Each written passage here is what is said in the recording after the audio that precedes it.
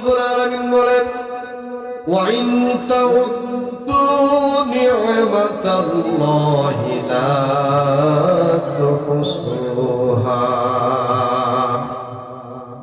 আল্লাহ রাব্বুল আলামিন বলেন বান্দারে আমি তোমাদেরকে যে নিয়ামত দিয়েছি এই নিয়ামত যদি গণনা করো তাহলে গুনে গুনে তোমরা নিয়ামতের গুণাগুণ শেষ করতে পারবে না। বলেন সুবহানাল্লাহ।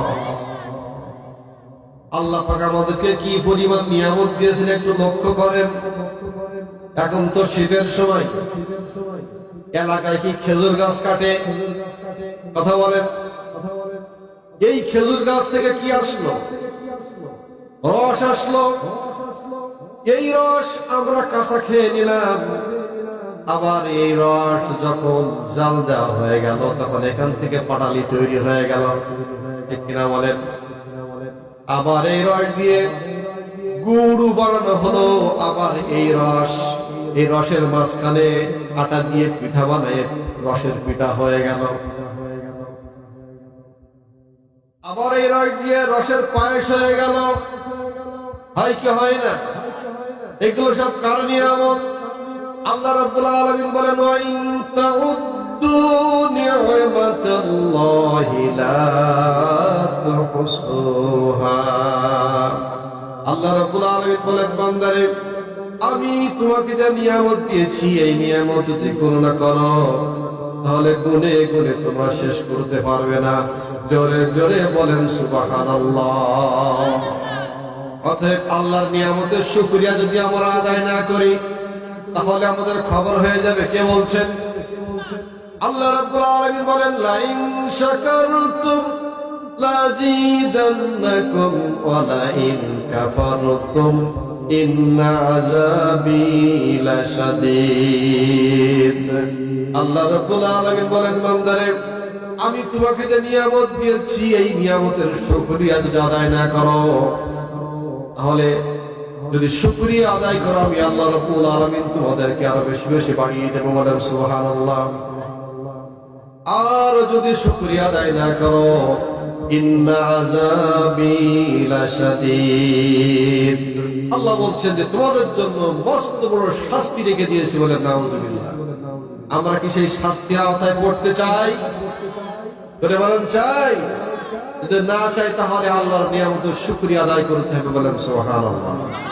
আজকে যে ওয়াজ মাহফিল, তাফসীরুল কুরআন মাহফিল, এখানে যে কোরআন থেকে আলোচনা হবে এইটা সবচেয়ে বড় নিয়ামত। কার পক্ষ থেকে?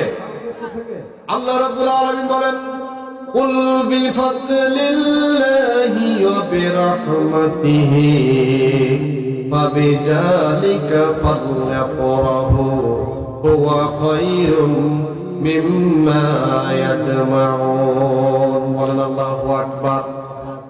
আল্লাহ রাব্বুল আলামিন বলেন হে নবী আপনি দুনিয়ার মানুষদেরকে বলে দেন আমি আল্লাহ রাব্বুল আলামিনের পক্ষ থেকে দুনিয়ার মানুষের জন্য যত নিয়ামত দিয়েছি সব নিয়ামতের বড় নিয়ামত হলো মহাগ্রন্থ আল কোরআন। বলেন সুবহানাল্লাহ। আমরা আজকে অনেকেই দেখেন যার 1 লক্ষ টাকা আছে সে 2 লক্ষ টাকা হলে আরো বেশি আনন্দ করে, ঠিক কিনা বলেন? যার 1 তলা বাড়ি আছে তার যদি 2 তলা বাড়ি হয় তাহলে সে আরো বেশি আনন্দ করে, ঠিক কিনা বলেন? ঠিক এমনি ভাবে জমির পরে জমি, টাকার পরে টাকা, এরপরে ঘরের পরে ঘর, ব্যাংক ব্যালেন্সের পরে ব্যাংক ব্যালেন্স, এমনি ভাবে সন্তানাদি যা কিছু নিয়ে আমরা আনন্দ করি সব কিছু স্থায়ী না অস্থায়ী? কথা বলেন অস্থায়ী। এই জন্য আল্লাহ রাব্বুল আলামিন বলেন আমি পৃথিবীতে তোমরা যা নিয়ে আনন্দ করো এগুলো সব হচ্ছে অস্থায়ী। আল্লাহ বললেন আমি যে কোরআন দিয়েছি ফাবিযালিকা ফালইফরাহু তোমরা কোরআন নিয়ে আনন্দ করো। কেন? হুয়া খায়রুম মিম্মা ইয়াজমাউন। কারণ তোমরা পৃথিবীতে যা কিছু জমা করো তার চাইতে বেশি উত্তম সেটা হলো মহাগ্রন্থ আল কোরআন। বলেন সুবহানাল্লাহ।